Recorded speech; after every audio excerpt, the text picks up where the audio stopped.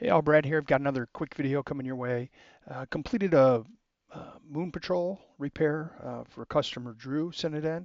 Um, I think this board probably was in storage, operator pull or something like that back in the day. Probably died.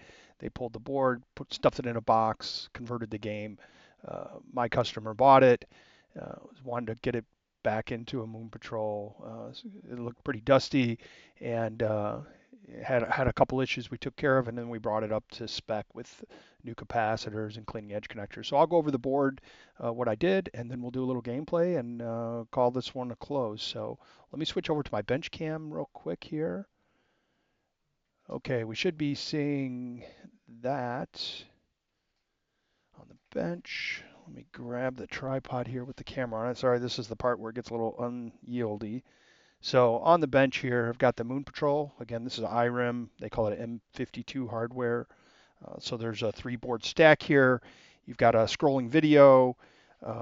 You've got the foreground images, a character board they call it, and then you've got this top board. The large board is the main CPU board. This is, if you will, the computer. This has the Z80 processor and a lot of the game code and stuff like that, and some of the RAM.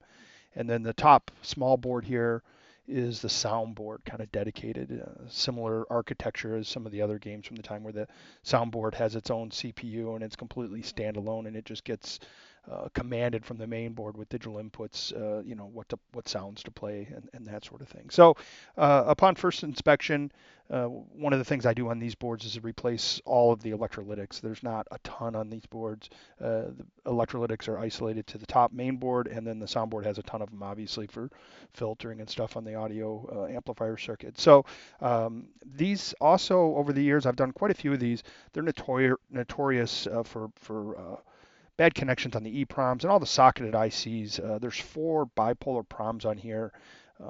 The ones that they used back in the 80s, I think they had silver plated contacts, and boy, they don't like moisture. They corrode, they get brittle, they break. So I find a lot of bad ones. This board, fortunately, there was a little oxidation, silver oxide, which is actually still conductive, even though it's black looking.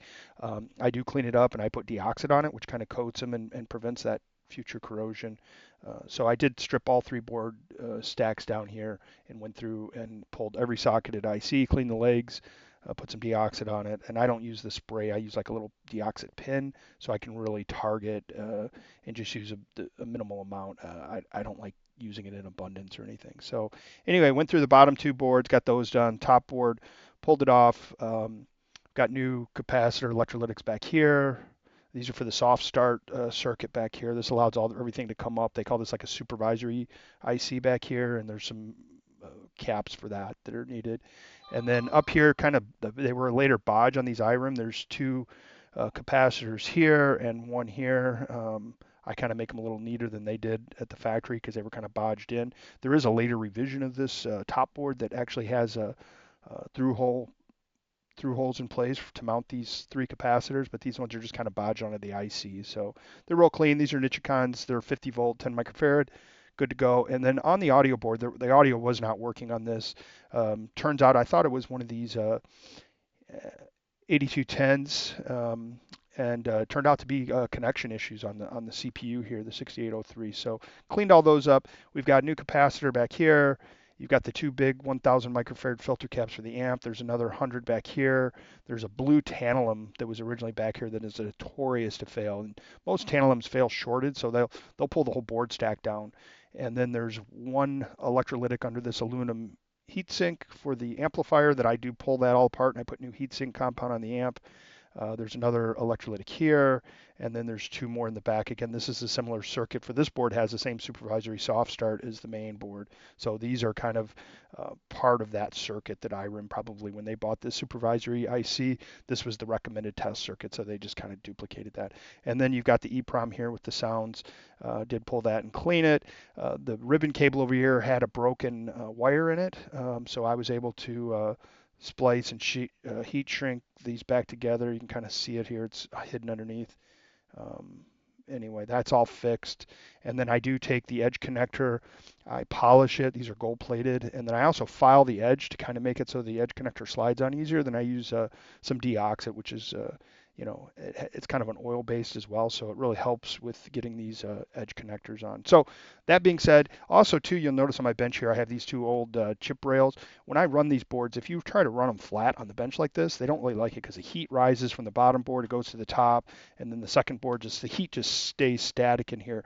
And these are designed to be mounted um, vertically like this. So I put them on the rail so you can get some airflow underneath, and then the heat kind of comes out through these top sections here. So anyway, with that being said, we'll do some gameplay. So let me get the camera set up. Oh, I was going to show you too. So what was actually bad on this as well, there was a 2K static RAM that was bad. So once I got all the caps done and powered it up, had a RAM error, got this swapped out, I did socket it, and then here's all the old electrolytics that I change out. So I do return all the parts to the customer, so that'll go in the bag with the return board.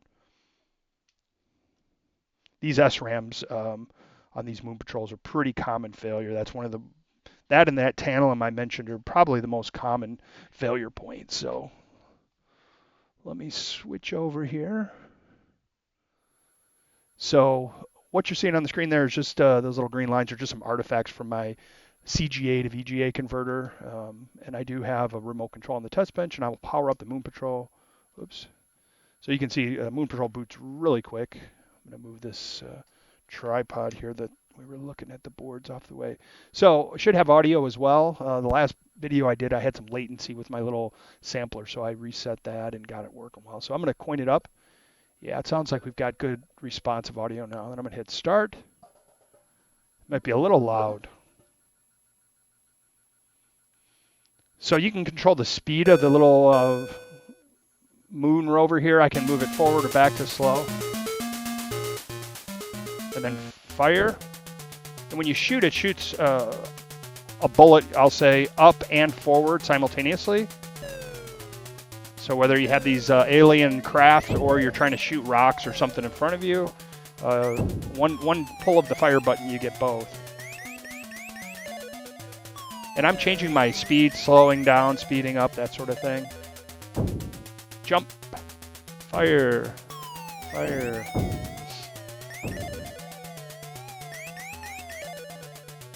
Little tune's pretty jazzy. There is a dip switch on the board that I can set to go into diagnostics. You can test all the audio. You can test the inputs. You can do grid lines for setting your monitor up, RGB, that sort of thing. There are some videos where I think I go through that on this, but I did look on this board, and it wasn't really needed to show in this video. This board's working rock solid again. It had a bad RAM, and the cap's kind of a maintenance-y thing, and she's rock solid. So I'm going to get this one boxed up and coming back to Drew. And thanks for watching. Appreciate it.